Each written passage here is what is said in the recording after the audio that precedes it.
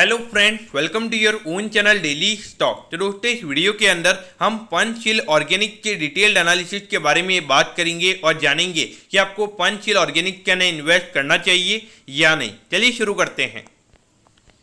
तो देखिए, सबसे पहले हम ये जानेंगे कि ये कंपनी क्या काम करती है। तो देखिए, ये जो कंपनी है बल्क ड्रग्स और जो इंटरमीडिएट्स होते हैं तो वो बनाने का ये कंपनी काम करती है और उसे सेल करने का ये कंपनी काम करती है। तो इन वे अगर आप देखोगे, जो फार्मास्यूटिकल्स होते हैं यानी कि जो फार्मा एरिया रहते हैं उसके अंदर जो ड्रग्स वगैरह रहते हैं और उसके जो इंटरमीडिएट्स यानी कि जो उसके रॉ मटेरियल्स वाले जो पार्ट्स होते हैं वो ये कंपनी बनाने का काम करती है। तो एक तरीके से हम ये कह सकते हैं कि जो फार्मा इंडस्ट्री जिस तरीके से ग्रो करेगी तो वैसे ही कंपनी का बिजनेस भी हमें ग्रो होता हुआ नजर आएगा। पर्टिकुलरली मैं ये नहीं बोलूंगा कि 10% से अगर फार्मा इंडस्ट्री ग्रो रही है तो ये भी 10% से ग्रो करेगी, ऐसा नहीं है। यानी कि डेफिनेटली फार्मा इंडस्ट्री के ग्रोथ के ऊपर ये कंपनी का डिपेंडेंस हमें यहाँ पे नजर आता है। तो देखिए, अगर हम कंपनी के कुछ डेटा पॉइंट की अगर हम बात करेंगे तो देखिए 371 करोड़ का इस कंपनी का मार्केट कैप है। तो एक स्मॉल कैप कंपनी हमें यहाँ पे ये नजर आती है। अराउंड 47 रुपीज की यहाँ पे कंपनी की बुक वैल्यू है, यानी कि around 8 times price to book value पे ये कंपनी अभी ट्रेड हो रही है। अराउंड 24% का आरओसी का नंबर नजर आता है, आरओई का नंबर अराउंड 19% नजर आता है। रिटर्न रेशियोज की अगर हम बात करेंगे तो एक स्मॉल लेवल के हिसाब से यहाँ पे रिटर्न रेशियोज के नंबर हमें यहाँ पे अच्छे नजर आते हैं। 4 करोड़ के लगभग का डेट यहाँ पे हमें कंपनी का नजर आता है। तो देखा जाए तो डेट से रिलेटेड यहाँ पे कोई ज्यादा इश्यूज नहीं है। पी रेशियोज की अगर हम बात करेंगे तो अराउंड 36 का पी रेशियो में यहाँ पे कंपनी का नजर आता है। तो एक छोटी कंपनी के हिसाब से यहाँ पे पी रेशियो का नंबर हमें यहाँ पे एक नॉर्मल पी रेशियो पे ये कंपनी हमें ट्रेड होती हुई नजर आती है। अब अगर हम फाइनेंशियल ट्रेंड की अगर हम बात करेंगे तो देखिए, यहाँ पे 3 साल तक कोई ज्यादा ग्रोथ हमें यहाँ पे बिजनेस में देखने को नहीं मिली थी। थोड़ा प्रॉफिटेबिलिटी अप डाउन यहाँ पे हमें देखने को मिल रहा था। बाकी पिछले साल अगर हम देखेंगे अराउंड 69 करोड़ के रेवेन्यूज कंपनी ने रिपोर्ट किए थे और लगभग 8 करोड़ के नेट प्रॉफिट के नंबर्स हमें यहाँ पे कंपनी के नजर आते हैं। तो देखा जाए तो डेफिनेटली पिछले साल कंपनी के लिए काफी अच्छा रहा था और खास करके प्रॉफिटेबिलिटी पॉइंट ऑफ व्यू से भी और यहाँ पे रेवेन्यू के पॉइंट ऑफ व्यू से भी हमें यहाँ पे पिछले साल के नंबर अच्छे नजर आते हैं।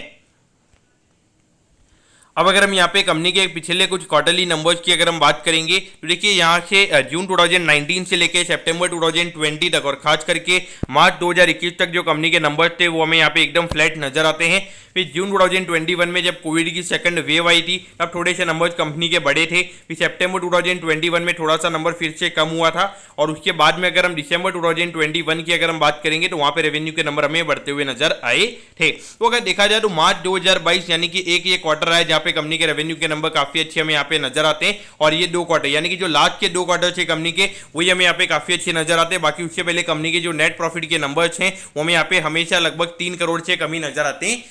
तो देखा जाए तो अभी थोड़ी सी डिमांड यहाँ पे जो बल्क ड्रग ये कंपनी मैन्युफैक्चर करती है उसकी डिमांड यहाँ पे बढ़ी है। बाकी यहाँ पे इतनी ज्यादा हमें यहाँ पे ग्रोथ की जो अगर हम बात करते हैं यानी कि पास्ट के जो ट्रैक रिकॉर्ड जो हमें यहाँ पे इतने अच्छे नजर नहीं आते हैं। सिर्फ लास्ट के जो 2 क्वार्टर से वो हमें यहाँ पे अच्छे नजर आते हैं। अब अगर हम यहाँ पे शेयर होल्डिंग पैटर्न की अगर हम बात करेंगे तो देखिए, प्रमोटर्स की होल्डिंग यहाँ पे काफी अच्छी है। अराउंड 68.22% की होल्डिंग यहाँ पे हमें प्रमोटर्स की नजर आती है। तो देखिए, यहाँ पे ये जो अमाउंट वाइज अगर हम प्रमोटर्स की होल्डिंग की अगर हम बात करेंगे तो देखिए लगभग 400 करोड़ का मार्केट कैप है। उसमें 70% की होल्डिंग अगर हम राउंड फिगर में देखेंगे यानी कि अराउंड 280 करोड़ के लगभग का जो शेयर्स है वो यहाँ पे प्रमोटर्स के पास है। तो अमाउंट वाइज ये नंबर इतना ज्यादा हमें यहाँ पे नजर नहीं आता है। लेकिन देखिए, कभी भी यहाँ पे अगर स्टॉक ज्यादा रैली होता है तो प्रमोटर्स की तरफ से वहाँ पे डाइल्यूट स्टेक हो सकता है। लेकिन अगर आप देखोगे ट्रैक रिकॉर्ड 2-2.5 साल से हमें यही नजर आता है तो कोई ज्यादा सेलिंग नहीं हुई है और बाइंग नहीं हुई है। तो हमें यहाँ पे एक फ्लैट यहाँ पे कांस्टेंट हमें यहाँ पे प्रमोटर्स की होल्डिंग नजर आती है। तो बाकी जो पूरी होल्डिंग है वो यहाँ पे जनरल पब्लिक के पास ही हमें नजर आती है। तो देखिए, ये छोटी कंपनी है, लिक्विडिटी पॉइंट ऑफ व्यू से यहाँ पे काफी ज्यादा इश्यूज रहते हैं। यहाँ पे आपको पब्लिक के अलावा किसी की होल्डिंग नजर नहीं आएगी। हो सकता है कि कोई मार्केट वेटरन इन्वेस्टर कंपनी को इन्वेस्ट करके कंपनी के मैनेजमेंट वगैरह से मिलकर यहाँ पे इन्वेस्ट कर सकते हैं। तो देखिए, यहाँ पर अगर हम देखेंगे तो कंपनी से एक नेगेटिव इश्यूज की अगर हम बात करेंगे तो यहाँ पर जो इन्वेस्टिंग एक्टिविटी की अगर आप बात करोगे तो कोई ज्यादा इन्वेस्टमेंट यहाँ पे कंपनी की तरफ से होता हुआ नजर नहीं आ रहा है। अगर हम ऑपरेटिंग कैश फ्लो की अगर हम बात करेंगे तो इतने साल ये कंपनी के ऑपरेटिंग कैश फ्लो पॉजिटिव हमें नजर आते हैं और पिछले साल ये नंबर हमें नेगेटिव नजर आता है। यानी कि जो एक्चुअल में जो कंपनी ने नेट प्रॉफिट का नंबर दिखाया है तो वो जो कंपनी ने जो अपने प्रोडक्ट्स हैं वो अपने अकाउंट रिसीवेबल्स यानी कि आप उधारी पे माल देते हो तो वैसे कंपनी ने उधारी पे माल दिया और वहां से अभी तक पैसा कंपनी का नहीं आया है। तो उस पॉइंट ऑफ व्यू से देखा जाए तो डेफिनेटली ये कंपनी के लिए नेगेटिव आने वाले टाइम पे प्ले आउट कर सकता है। और यहाँ पे कंपनी ने कुछ इन्वेस्टमेंट नहीं किया, हार्डली अगर आप देखोगे लाख में ये नंबर हमें नजर आता है। देखिए अगर आप ज्यादा री इन्वेस्टमेंट नहीं करोगे तो डेफिनेटली अगर आपके प्रोडक्ट की डिमांड काफी ज्यादा हो रही है तो आप वहां पे अगर आपको 20 करोड़ से अगर आपको 100 करोड़ के पर क्वार्टर के रेवेन्यू पे अगर आपको जाना है तो कम से कम उसके लिए आपके पास 100 करोड़ के प्रोडक्ट होने चाहिए। अगर आपके पास 100 करोड़ का प्रोडक्ट ही नहीं है तो आप 100 करोड़ का रेवेन्यू कैसे अर्न करोगे? और 100 करोड़ के रेवेन्यू के लिए आपको लगातार अपने ऑपरेटिंग कैश फ्लोज को इंप्रूव करना पड़ेगा। और अगर आपके पास ऑपरेटिंग कैश फ्लोज नहीं है तो आपको मार्केट से डेट लेके यानी कि बैंक से डेट लेके आपको वहां पे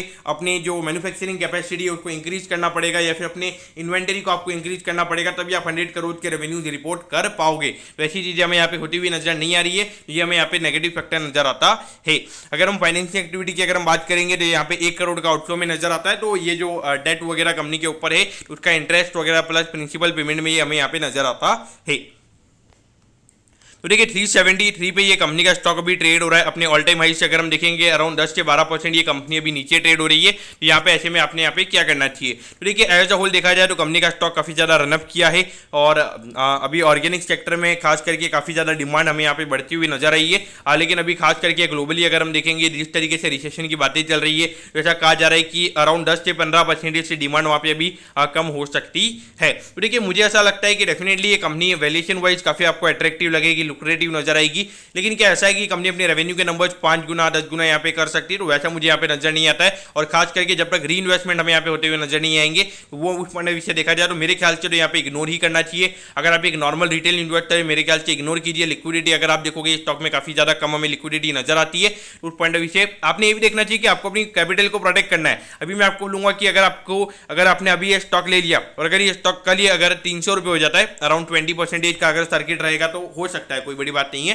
तो कल अगर 300 रुपये हो जाता है तो क्या आप में कैपेसिटी आप स्टॉक को होल्ड कर सकते हो? तो उस पॉइंट ऑफ व्यू से आपने यहाँ पे देखना चाहिए। और अधिकतर अगर आप देखोगे हमारे जो रिटेल इन्वेस्टर्स हैं तो वो डेफिनेटली मुझे ऐसा लगता है कि जिनको 20-25% का लॉस देखने की कैपेसिटी है और उसके बाद में होल्ड करने की कैपेसिटी जिनको है तो वो यहाँ पे मेरी वीडियो नहीं देख रहे होंगे। ये लोग वही वीडियो देख रहे होंगे जिनकी कैपेसिटी हमें यहाँ पे नजर नहीं आती है। उस पॉइंट ऑफ व्यू से देखा जाए मेरे ख्याल से इस कंपनी को इग्नोर करना चाहिए। Company as a financial number point of view से आपको अच्छी नजर आएगी लेकिन कुछ ज्यादा रीइन्वेस्टमेंट नहीं हो रहे, तो उस पॉइंट ऑफ व्यू से मेरे ख्याल से अवॉइड करना ही सही रहेगा। तो दोस्तों मैं होप कर रहा हूँ कि पंचशील ऑर्गेनिक के डिटेल्ड एनालिसिस के बारे में आपको सब कुछ समझ में आ गया होगा।